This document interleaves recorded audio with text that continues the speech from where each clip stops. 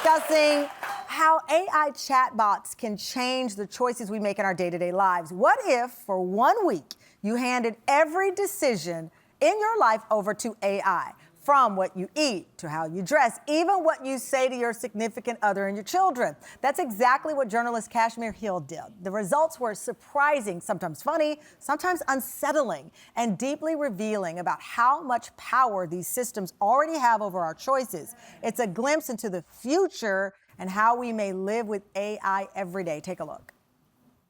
I'm a technology reporter at the New York Times, and I did a story about turning all of my decision-making over to generative AI for a week. I had AI plan a vacation for me and my family. My husband at one point asked if he could go golfing for the day, and I asked ChatGPT, which said that he could. And I had it make parenting decisions for me. So my kids would come and ask me questions, and I would ask what I should do.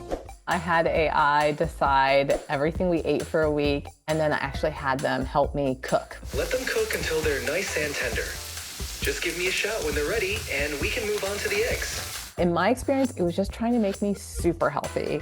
And it also kind of assumed that I would have time to cook 3 full meals a day.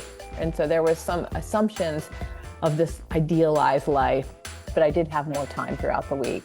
And yeah, I spent that time with my kids and my husband, and it was nice to get that quality time with them. Wow. Joining us, New York Times technology reporter Kashmir Hill.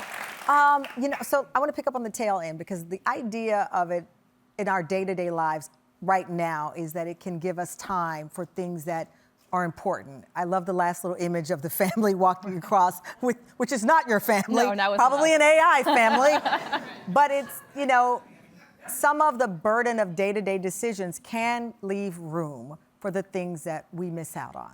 I think that's the high-end appeal of it. Yeah, like these AI chatbots are supposed to make it easier to find information. Yeah. They're supposed to be efficiency tools, and they're supposed to be job killers. Like, we're talking about how this is eliminating human work. Mm-hmm. So part of why I did this experiment is I wanted to test it out. Like, how good is it at the human work of being a parent, being a wife? Okay. I couldn't turn over my job to it as a journalist because that would get me fired from the New York Times. You can't have AI we write don't want stuff. that, right. But yeah, this was me kind of just road testing this technology. Road testing, okay, so from the simple things, which is not always so simple, you ask, how should I cut my hair? That can be a simple question, but that's also a sensitive one. The AI told you a textured bob. We have the before picture and we have the after picture. How did it determine,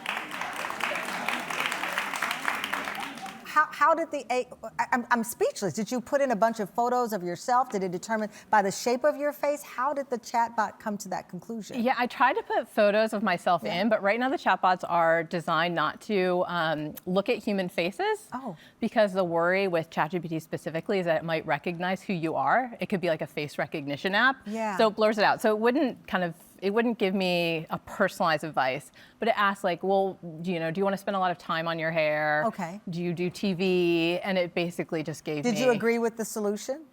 I thought you looked amazing. I thought it was a pretty good cut. Yeah, okay. But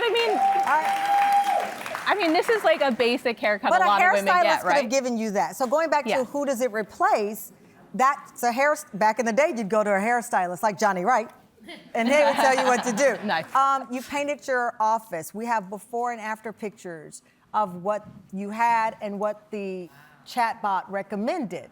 Again, that's a decision that maybe you'd go into the local paint store or an interior designer. Now you've got a chatbot for free giving you interior advice. Family life and family. And when I went, to a store. I won't say what the store was, but I went in to get the paint, and I told the person there that I'd used an AI chatbot to choose it. Oh. And he was like, "That's insane. Like, why would you do that?" And he's right in a way. Like, this system doesn't have expertise in choosing paint colors. I told this to somebody at OpenAI who makes ChatGPT, who's in charge of model behavior, and she was also a bit horrified. But She it said, looked good. I thought it looked good, but she said it's like asking a random stranger on the street what you should paint your office. I'm curious, do people think it looks better? Yeah. They don't think it looks better. No, that's mixed.